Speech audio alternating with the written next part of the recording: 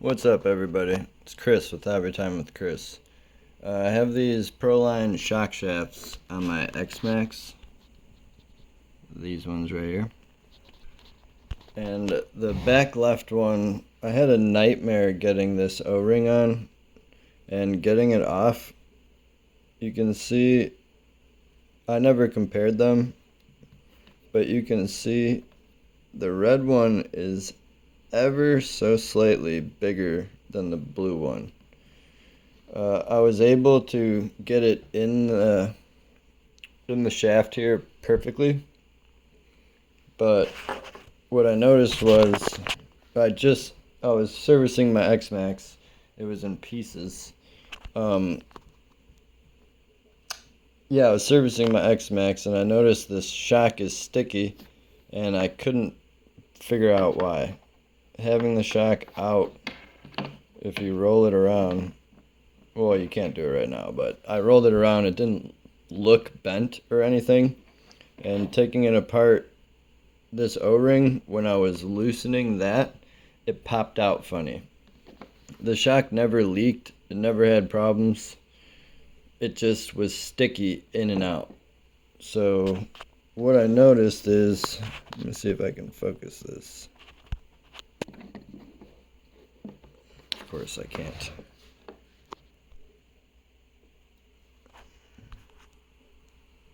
There we are. So what I noticed is this is your O-ring groove right here by my fingertip. And then the threads start right there at the base of this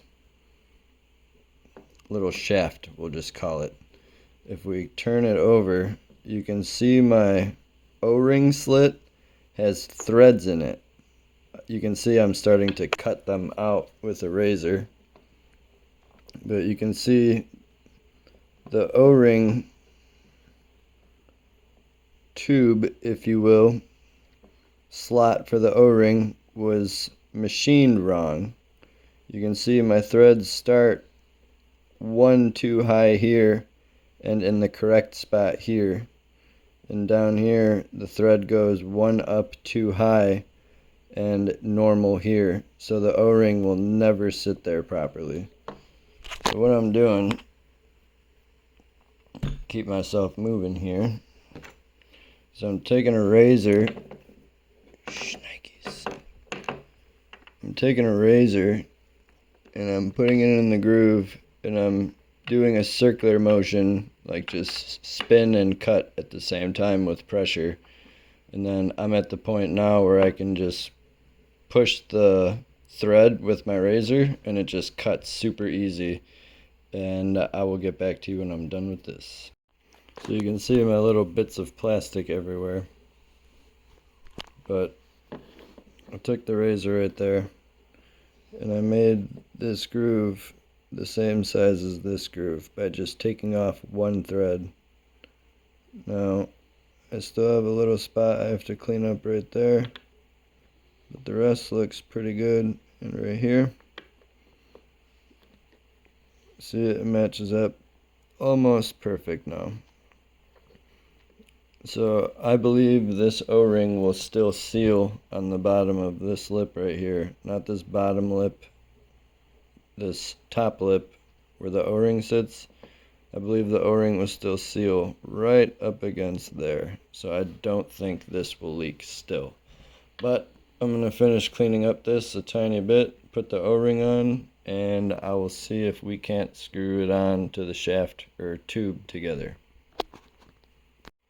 My greased up O-ring fits in the groove quite nicely now.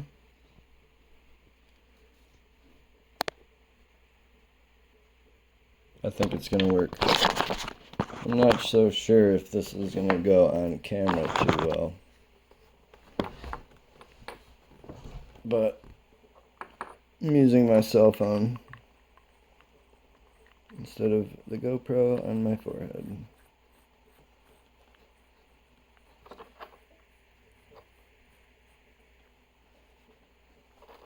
So now when you're making this final screw in, go really slow.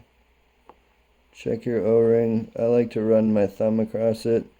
If you feel any bubbles, stop, go back and put grease, or take a different approach. Maybe you have to make your pit a little deeper.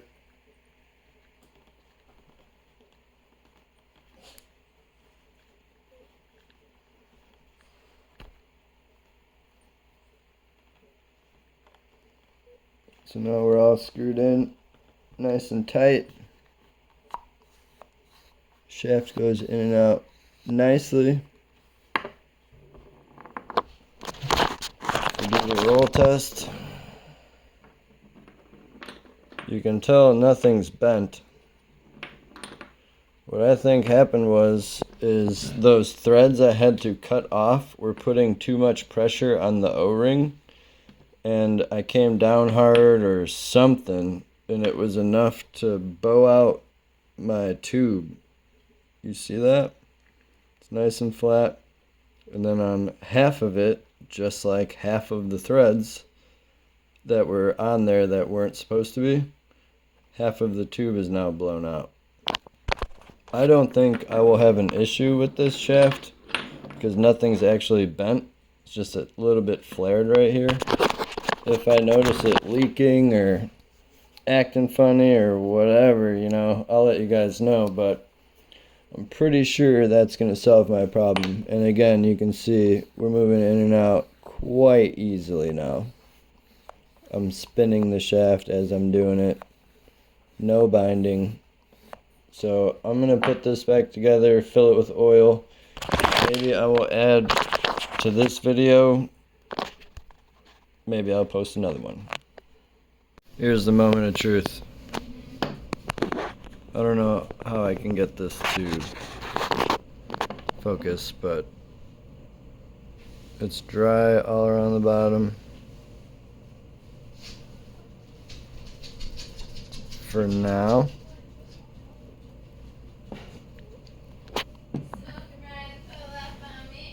All the way down. Maybe I could use a little bit more oil, but that's still not too bad.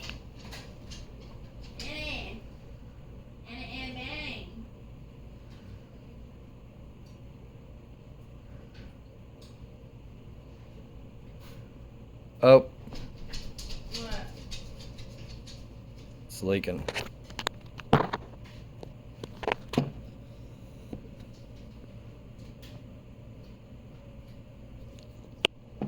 Puffy, stop looking at me.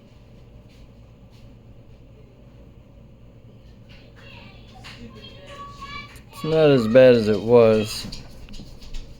It was leaking a lot worse, but I hammered the flare down just very lightly, like, you know, a million taps. But it doesn't appear to be leaking. I'm gonna torture test it real quick. This is what I mean by lightly tap it.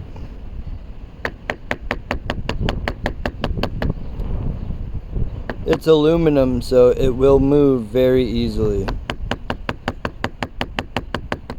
I'm just dropping the weight of the hammer on it over and over and over again.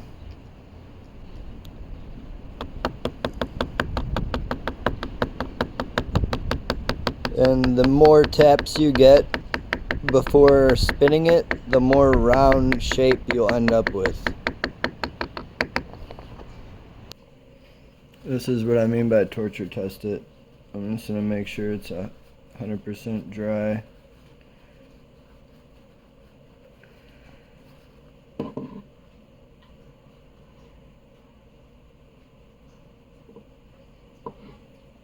Yes, that's dry. And then you just push in all the way, let it come out. In, out.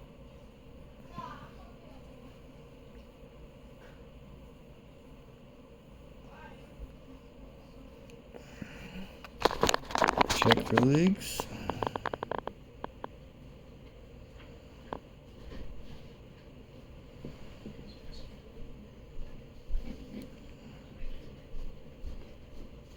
I think I got it.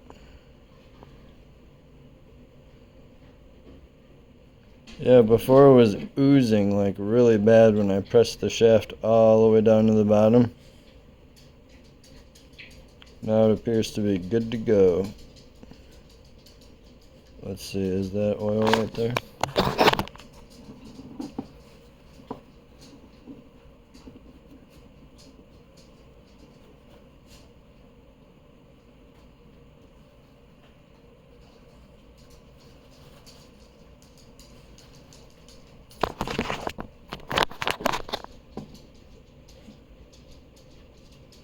Nope. That is not oil. So yeah, I'm gonna say that's good to go. I'm waiting for some parts for the X-Maxx, so I'm not gonna have a running video just yet. But I'm gonna install this back in there. In the rear left, you see, there's my motor. Here's the rear left is where it will be. Thanks for watching.